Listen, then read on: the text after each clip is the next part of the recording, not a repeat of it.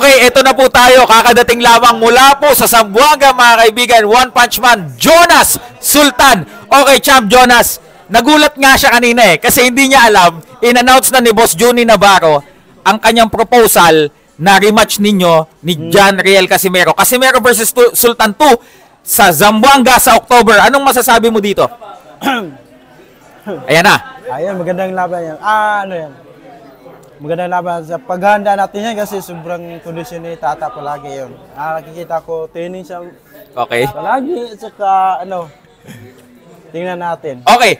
Anong masasabi mo? Kasi si Boss Juni, willing siyang tulungan si Casimero kasi lately, ang tagal niya walang laban tapos ngayon, puro hindi nagmamaterialize yung mga laban niya and willing si Boss Juni na tulungan siya in a way na, diba, kasi ang dami, diba, sabi ni Boss Juni kanina, yung mga tao na nagsasabi na parang controversial daw yung panalo mo kay John Riel.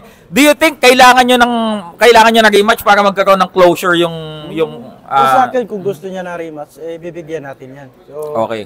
Kung magkatuloyan man, mag-prepare tayo. Saka alam natin na kaibigan natin yan. Okay. Pero pag nasa trabaho, boxing, ay may problema. Okay. Sabi ni Boss Juni kanina, he is willing to offer John Riel Casimero 1 million pesos to fight you.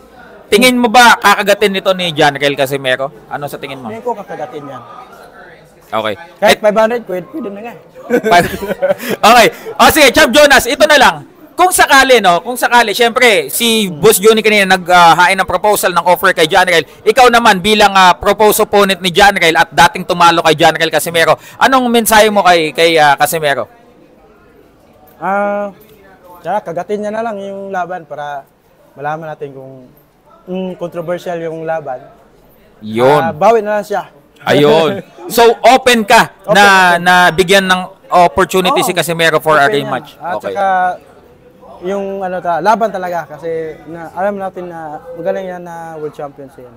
Okay, grabe. Ito po si Champ Jonas Sultan at syempre kanina lamang po pinasabog ni Boss Juni ang kanyang proposal fight ng John Riel Casimero versus Jonas Sultan rematch. At pag-isipan nyo na yan, aantayin po namin ang sagot ng kampo ni John Riel Casimero. Maraming salamat, Champ. Ayan. Order ka na dyan, kahit ano. Si Sir Alvin Go magbabayad. Ma'am, lahat po. Salamat, sir.